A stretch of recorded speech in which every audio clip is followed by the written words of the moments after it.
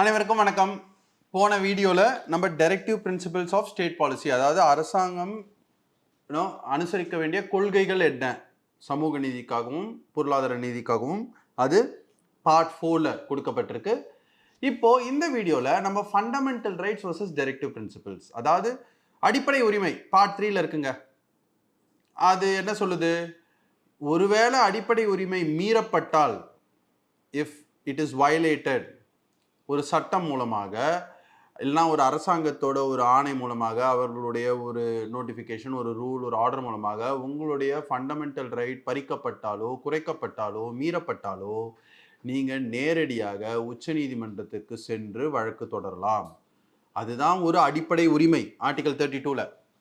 இல்லைன்னா ஹைகோர்ட்ஸ்க்கும் போகலாம் ஆர்டிகல் 226ல். ஆனால் டிபிஎஸ்பியில் என்ன சொல்லுது? Article 37, the principles given in this part are not, the provisions of this part are not enforceable in a court. போயிட்டு case போட முடியாது. But they are nonetheless fundamental in the governance of the country. அரசாங்கம் நடத்துவதற்கு இது ரொம்ப ரொம்ப முக்கியமான அம்சங்கள். ஆனால் இதை போய் கேஸ் போட முடியாது. ஏன்னா அது கொடுக்கப்பட்டிருக்கிற கோல்ஸ் எல்லாம் ஓவர் நைட் அச்சீவ் பண்ண முடியாதுங்க. நீங்கள் எல்லாத்துக்கும் போய் கேஸ் போட்டுருந்தீங்கன்னா, ஒரே ஊதியம் ஆணுக்கும் பெண்ணுக்கும் கிடைக்கணும் அப்படின்றத கேஸ் போட்டு உடனே நீங்கள் அது சட்டமாக இப்போ இருக்கு. பட் எல்லாருக்கும் வேலை வாய்ப்பு கொடுக்கணும் அப்படின்ற ஒரு டைரக்டிவ் பிரின்சிபல் இருக்கு. அதை போயிட்டு நீங்கள் என்ஃபோர்ஸ் பண்ணீங்கன்னா அரசாங்கத்துக்கிட்ட அப்போ அவ்வளோ பைசா கிடையாது. ஸோ இந்த டைரக்டிவ் பிரின்சிபல்ஸை கோர்ட்டில் என்ஃபோர்ஸ் பண்ண முடியாது. ஆனால் போக போக அம்பேத்கரை என்ன சொன்னார்? இது கோர்ட்டில் வேணால் கேஸ் போட முடியாமல் இருக்கலாம், ஆனால் it is enforceable in the highest court in a democracy. ஒரு ஜனநாயகத்தில் இருக்கக்கூடிய உச்சபட்ச ஒரு உச்சக்கட்ட நீதிமன்றம் என்ன அப்படின்னா மக்கள் மன்றம். மக்கள் தீர்ப்பே மகேசன் தீர்ப்பு. இப்போ எலெக்ஷன் முடிஞ்சோடனே எல்லா அரசியல்வாதிகளும் சொல்லுவாங்க, ரைட், தோத்தவங்களும் சொல்லுவாங்க, ஜெயிச்சவங்களும் சொல்லுவாங்க. ஆனால் அதான் உண்மை ஜனநாயகத்தில், இல்லைங்களா? மறக்காம ஏப்ரல் 19 எல்லாரும் போயிட்டு வாக்களிங்க. ஸோ அந்த நீதிமன்றத்தில் பதில் சொல்லி ஆகணும். மக்கள் கேள்வி கேட்பாங்கல்ல, எனக்கு சமூக நீதி வேணும், எனக்கு பொருளாதார நீதி வேணும், எனக்கு வேலை வாய்ப்பு தரணுன்ட்டு ஆர்டிக்கலில் டைரக்டிவ் பிரின்சிபலில் இருக்குது. அஃப்கோர்ஸ் எல்லா மக்களுக்கும் டைரக்டிவ் பிரின்சிபல் பார்ட் 4 தெரிஞ்சிருக்காது. ஆனால் அவங்க டிமாண்ட் பண்ணுவாங்கல்ல. சட்டம் தெரியாமல் இருக்கலாம், ஆனால் நாடு எப்படி நடக்கணுன்றது ஒரு குடிமகனுக்கும் ஒரு குடிமகளுக்கும் தெரியும்ல. ஸோ அதனால் directive principle enforceable in a court of லாவான்னு கேட்டிங்கன்னா கிடையாது. ஆனால் அது ரொம்ப important for running the country. ஆனால் சட்ட ரீதியாக இது ரெண்டுத்துல எது மோர் பவர்ஃபுல்? ஒன்று ஃபண்டமெண்டல் ரைட்ஸ் பார்ட் 3 என்ன சொல்லுதுங்க? இது மீறப்பட்டா நீ டைரக்டா உச்ச நீதிமன்றத்துக்கு வா, உனக்கு அதுக்கான அடிப்படை உரிமையே இருக்கு ஆர்டிகல் 32ல் ஒரு பக்கம். இன்னொரு பக்கம் டைரக்டிவ் பிரின்சிபல் என்ன சொல்லுது? இதை எடுத்துட்டு நீங்க கோர்ட்டுக்கு போக முடியாது அப்படின்னா, பிளெயின் ரீடிங்ல பாத்தீங்கன்னா எது ஒரு கோர்ட்டால என்ஃபோர்ஸ் பண்ண முடியுமோ that is more powerful than something which is not enforceable in a court of law. இதுதாங்க உச்ச நீதிமன்றமும் முதல் கேஸ்ல இப்படிதாங்க டிசைட் பண்ணாங்க. சம்பக்கம் துரைராஜன், அதுவும் நம்ம தமிழ்நாடு சேர்ந்த கேஸ் தான். மெட்ராஸ் ஸ்டேட் அப்ப இருந்த பேர் 1950ல். சம்பக்கம் துரைராஜன் அப்படின்றவங்க ஒரு அன்ரிசர்வ்டு கேட்டகரி, அதாவது இடஒதுக்கீடு அல்லாத சமுதாயத்தில் பிறந்தவர்கள். ஆனா தமிழ்நாட்டில் அப்போ 1927 இருந்தே இடஒதுக்கீடு உண்டு. அதனால்தான் சமூக நீதியில தமிழ்நாடு ரொம்ப ரொம்ப முந்தைய முன்னிலை வகிக்கும் மாநிலம் அப்படின்னு சொல்வதற்கு காரணம், சுதந்திரத்துக்கு முன்னால 1927 இருந்தே மெட்ராஸ் பிரசிடென்சியில் ரிசர்வேஷன் இருந்தது. இடஒதுக்கீடு பிற்படுத்தப்பட்டவர்களுக்கு, பட்டியலினத்தவர்களுக்கு, பழங்குடியினருக்கு அந்த மாதிரி ரிசர்வேஷன்ஸ் இருந்தது. அது சுதந்திரத்துக்கு அப்புறமும் தொடர்ந்துச்சு. ஆனால் இப்போ நீங்கள் பார்த்தீங்கன்னா சுதந்திரத்துக்கு அப்புறம் ஒரு அடிப்படை உரிமை இருக்கா? ஆர்டிகல் 15ல். ஆர்டிகல் 15 என்ன சொல்லுது? No citizen shall be discriminated only on the basis of race, religion, caste, sex or place of birth. அடிப்படை உரிமையில நம்ம பார்த்திருக்கோம். அதுல பிற்படுத்தப்பட்டவர்களுக்கும் பட்டியலினத்தவருக்கும் பழங்குடியினருக்கும் சிறப்பு சலுகைகள் செய்யலாம், special provisions can be made அப்படின்ற ஆர்டிகல் 15(4) முதல்ல கிடையாதுங்க. அது இந்த கேஸ்னால இன்க்ளூட் செய்யப்பட்டது. ஸோ இவர்களுக்கு சீட்டு கிடைக்காததுனால இவங்க ஹைகோர்ட்டுக்கு போனாங்க, அதுக்கு மேல்முறையீட்டிற்கு உச்ச நீதிமன்றம் போனாங்க. அண்ட் உச்ச நீதிமன்றம் என்ன சொல்லிச்சு அந்த கேஸ்ல? இதை பாருப்பா, ஒன்று டைரக்ட்லி என்ஃபோர்ஸபிள், ஆர்டிகல் 15 வயலேட் ஆச்சுன்னா நீ சுப்ரீம் கோர்ட்டுக்கு வரலான்ட்டு ஆர்டிகல் 32ல சொல்லியிருக்கு. ஆனால் கவர்மெண்ட் என்ன சொல்லிச்சு? இல்லை மை லார்ட்ஸ், ஆர்டிகல் கணம் கோட்டார் அவர்களே, ஆர்டிகல் 46 பாருங்க, போன வீடியோவில் நான் 39C and D 46 39B and C 46 இதெல்லாம் ஹைலைட் பண்ணி காமிச்சிருப்பேன் இம்பார்ட்டன்ட் பிரின்சிபல்ஸில். ஏன்ட்டு அடுத்த வீடியோவில் சொல்கிறேன்னு சொன்னேன், அதுதான் இங்கே சொல்கிறேன் நான். இப்போ ஆர்டிகல் 46 என்ன சொல்லுது? தாழ்த்தப்பட்டவர்கள், பழங்குடியினர், பிற்படுத்தப்பட்டவர்கள், especially schedule caste and schedule ட்ரைபோட படிப்பு மற்றும் வேலை வாய்ப்புகளுக்கு என்னென்ன ப்ரொமோஷன், என்னென்ன அவர்களுக்கான ஊக்கம் அளிக்கணுமோ அதெல்லாம் அரசாங்கம் செய்யணும் அப்படின்றது ஒரு டைரக்டிவ் பிரின்சிபல் ஆர்டிகல் 46ல. ஸோ அரசாங்கம் என்ன சொல்லிச்சு? நான் என்னோட டைரக்டிவ் பிரின்சிபலை ஃபாலோ பண்ணுறேன். எனக்கு நீங்கள் இன்ஸ்ட்ரக்ஷன் கொடுத்துருக்கீங்களா, இதெல்லாம் கொண்டு பண்ணுங்க சமூக நீதி பொருளாதார நீதி அடைவதற்கு, அதை நான் ஃபாலோ பண்ணுறேன், நீங்கள் எப்படி இது தவறுன்னு சொல்லலான்ட்டு. ஆனால் உச்சநீதிமன்றம் என்ன சொன்னாங்க? Article 15 directly enforceable in court of law. Case போட்டு அதை நீங்கள் அந்த அந்த உரிமையை நீங்கள் வந்து என்ஃபோர்ஸ் பண்ணலாம். ஆனால் ஆர்டிகல் 46ல் இருக்கிறது கேஸ் போட முடியாது, நாட் என்ஃபோர்சபிள். அதனால் fundamental rights superior to directive principle அப்படின்ட்டு சொன்னாங்க. அதாவது ஃபண்டமெண்டல் ரைட்ஸ்க்கும் டைரக்டிவ் பிரின்சிபல்ஸ்க்கும் பிரச்சனை வந்ததுன்னா ஃபண்டமெண்டல் ரைட்ஸ் தான் சிறந்தது, ஃபண்டமெண்டல் ரைட்ஸ் தான் டைரக்டிவ் பிரின்சிபலோட அதிக முக்கியம் வாய்ந்தது அப்படின்றது தான் சம்பக்கம் துரைராஜன் கேஸ். இதே தான் மறுபடியும் கோலக்நாத் கேஸ்லேயும் சொன்னாங்க. நம்ம அமெண்ட்மெண்ட் டு த கான்ஸ்டிடியூஷனில் சங்கரி பிரசாத், கோலக்நாத், கேஷ்வானந்த பாரதி பார்த்துருப்போம். அந்த வீடியோவை திருப்பி போய் பாருங்க, அந்த புத்தகத்தில் அதையும் போய் படிங்க. கோலக்நாத்லேயும் என்ன சொன்னாங்க? ஃபண்டமெண்டல் ரைட்ஸ் வந்து ரொம்ப முக்கியமானது, அதை மாற்றவே முடியாது. ஸோ டைரக்டிவ் பிரின்சிபல்ஸை இம்ப்ளிமெண்ட் பண்ணுவதற்காக ஃபண்டமெண்டல் ரைட்ஸை மாற்ற முடியாது. ஸோ இந்த ரெண்டு கேஸ்லையும் பார்த்தீங்கன்னா சம்பக்கம் துரைராஜனாக இருக்கட்டும், கோலக்நாத்தாக இருக்கட்டும், fundamental right superior to directive principal, இதுதான் உச்சநீதிமன்றத்தோட நிலை. ஆனால் 25வது கான்ஸ்டிடியூஷனல் அமெண்ட்மெண்ட் அதில் என்ன சொன்னாங்கன்னா ஆர்டிகல் 31C ஆட் பண்ணாங்க. 31C ஆட் பண்ணி என்ன சொன்னாங்க? For giving securing the principles contained in 39B or 39C. 39B என்ன? Distribution of economic resources, equitable distribution of resources to serve the common good. 39C என்ன? Operation of the economic system should not result in concentration of wealth. அதாவது இது ரெண்டுமே பொருளாதார நீதிக்காக இருக்கிற கொள்கைகள், அரசாங்கம் கடைபிடிக்க வேண்டிய கொள்கைகள் 39B and 39C. அதை செய்வதற்காக ஒருவேளை உங்களுடைய அடிப்படை உரிமை பறிக்கப்பட்டால் அது தவறு கிடையாது அப்படின்ட்டு 25th கான்ஸ்டிடியூஷனல் அமெண்ட்மெண்ட்ல சொன்னாங்க. அண்ட் கேசவானந்த பாரதியில் தான் பேசிக் ஸ்ட்ரக்சர் டாக்டரின் கிரியேட் பண்ணாங்க.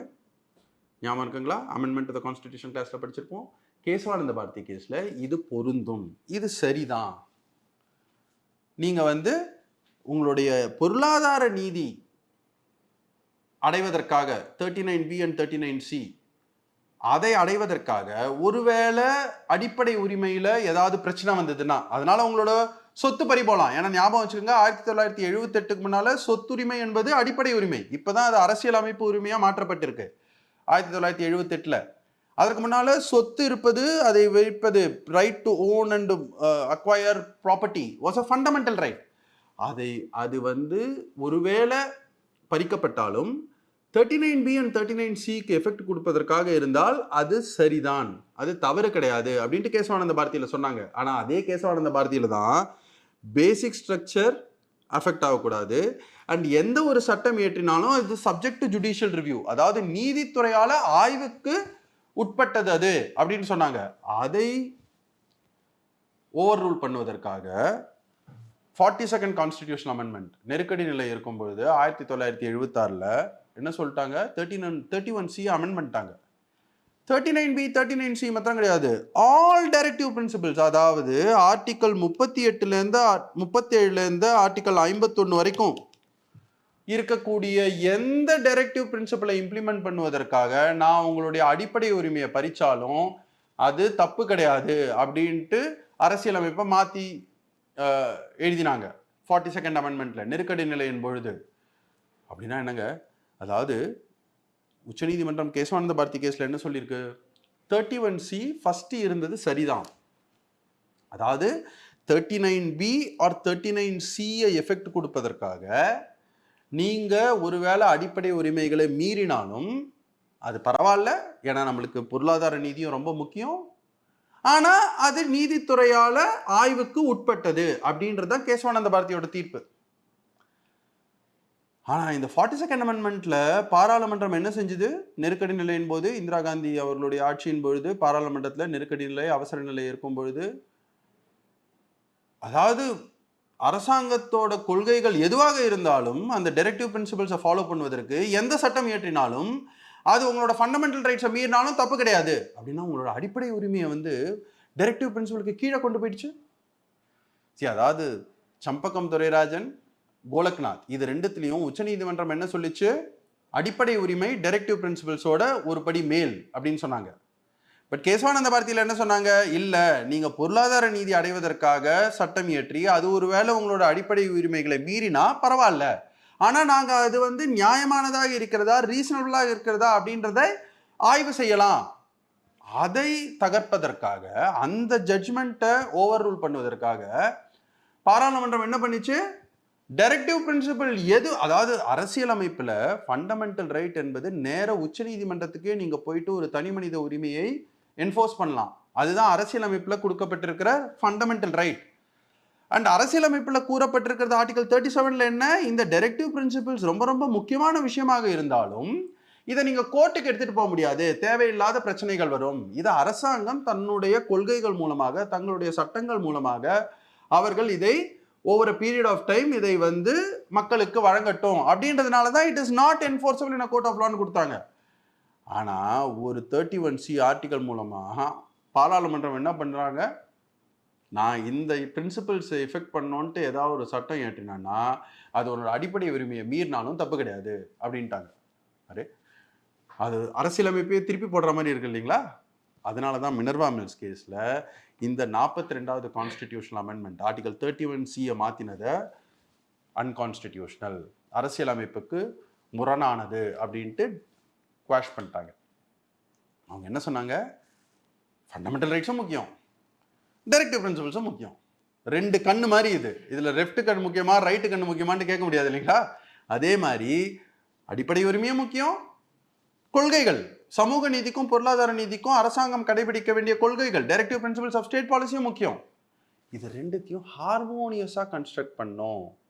ஒரு ஒரு ஒரு சுமூகமாக இது ரெண்டுத்தையும் வந்து பார்க்கணும். ஃபண்டமெண்டல் ரைட்ஸ் தான் முக்கியம் அப்படின்னா சமூக நீதி முக்கியம் இல்லையா? பொருளாதார நீதி முக்கியம் இல்லையா? இல்லை சமூக நீதி பொருளாதார நீதி தான் முக்கியம் அப்படின்னா அடிப்படை உரிமை, சமத்துவம், சுதந்திரம் அது முக்கியம் இல்லையா? ரெண்டுமே முக்கியம். ஸோ அதனால அடிப்படை அம்சம், பேசிக் ஸ்ட்ரக்சரை வயலேட் பண்ணாமல் டைரக்டிவ் பிரின்சிபல்ஸை இம்ப்ளிமெண்ட் பண்ணுவதற்கு கான்ஸ்டிடியூஷனையும் மாற்றலாம், சட்டங்களையும் ஏற்றலாம். ஆனால் ரெண்டுத்தையும் ஹார்மோனியஸாக கன்ஸ்ட்ரக்ட் பண்ணோம். இது தாங்க. ஸோ ஃபண்டமெண்டல் ரைட்ஸ்க்கும் டைரக்டிவ் பிரின்சிபல்ஸ்க்கும் இருக்கக்கூடிய உறவு, இருக்கிற சம்பந்தம் இதுதான். முதல்ல உச்ச நீதிமன்றம் ஃபண்டமெண்டல் ரைட்ஸ் தான் சூப்பீரியர் நாங்கள் ஃபர்ஸ்ட் 2 கேஸில், சம்பக்கம் துரைராஜன், கோலக்நாத்ல. அதுக்கப்புறம் 25th கான்ஸ்டிடியூஷனல் அமெண்ட்மெண்ட் மூலமாக 39B 39Cக்கு இம்பார்ட்டன்ஸ் கொடுக்கலான்றத உச்ச நீதிமன்றம் ஓகே சொன்னாங்க கேசவானந்த பாரதி கேஸ்ல. ஆனால் அது வந்து நீதித்துறை ஆய்வுக்கு உட்பட்டது, சப்ஜெக்ட் டு ஜுடிஷியல் ரிவ்யூ அப்படின்னு சொன்னாங்க. அதை மீறுவதற்காக 42வது அரசியலமைப்பு சட்ட திருத்தம் நெருக்கடி நிலையின் போது என்ன சொன்னாங்க? பாராளுமன்றம் கோர்ட்லாம் உள்ளே வரக்கூடாது, நான் வந்து டைரக்டிவ் பிரின்சிபலை இம்ப்ளிமெண்ட் பண்றதுக்காக எந்த அடிப்படை உரிமை வேணா மீறலாம். அது அப்படியே உல்டா ஆக்கிடுச்சு. ரைட்? கான்ஸ்டிடியூஷன்ல சொன்ன பர்பஸையும் உல்டா ஆக்கிடுச்சு, இதுக்கு முன்னால கவர்மெண்ட் சுப்ரீம் கோர்ட்டோட ஜட்ஜ்மெண்ட்டையும் உல்டா ஆக்கிடுச்சு. அதனால தான் மினர்வா மில்ஸ் கேஸில் அதை அரசியலமைப்புக்கு முரணானதுன்ட்டு அதை ஸ்குவாஷ் பண்ணிட்டு என்ன சொன்னாங்க? ரெண்டுமே முக்கியம், இரு கண்களில் எந்த கண்ணு முக்கியம்னு கேட்கக்கூடாது, ரெண்டு கண்ணும் முக்கியம். அதே மாதிரி ஃபண்டமெண்டல் ரைட்ஸும் முக்கியம், டைரக்டிவ் பிரின்சிபல்ஸும் முக்கியம், ரெண்டுத்தையும் ஹார்மோனியஸாக கன்ஸ்ட்ரக்ட் பண்ணோம் அப்படின்றது மினர்வா மில்ஸ் கேஸில் ஃபைனலாக உச்சநீதிமன்றம் தீர்ப்பளிச்சது. ஸோ இதுதான் ஃபண்டமெண்டல் ரைட்ஸ்க்கும் டைரக்டிவ் பிரின்சிபல்ஸ்க்கும் இருக்கக்கூடிய உறவு சம்பந்தம். ரைட்டுங்களா? அடுத்த வீடியோவில் நம்ம அடிப்படை கடமைகள், அதுவும் நெருக்கடி நிலையில் 1976 ஆட் செய்யப்பட்டது. அது ஒரு சின்ன விஷயம் தான், 11 அடிப்படை உரிமை கடமைகள் இருக்குது. அதை பற்றி பேசிக் கான்செப்ட்ஸ் அது என்னன்ட்டு நான் என்னோட புத்தகத்தை லிஸ்ட் பண்ணியிருப்பேன், அதை நீங்கள் படிச்சிங்கனாலே உங்களுக்கு புரிஞ்சிடும். அதை பற்றி கொஞ்சம் பேசிக் கான்செப்சுவல் பாயிண்ட்ஸை மாத்திரம் அடுத்த வீடியோவில் நம்ம பார்க்கலாம். நன்றி.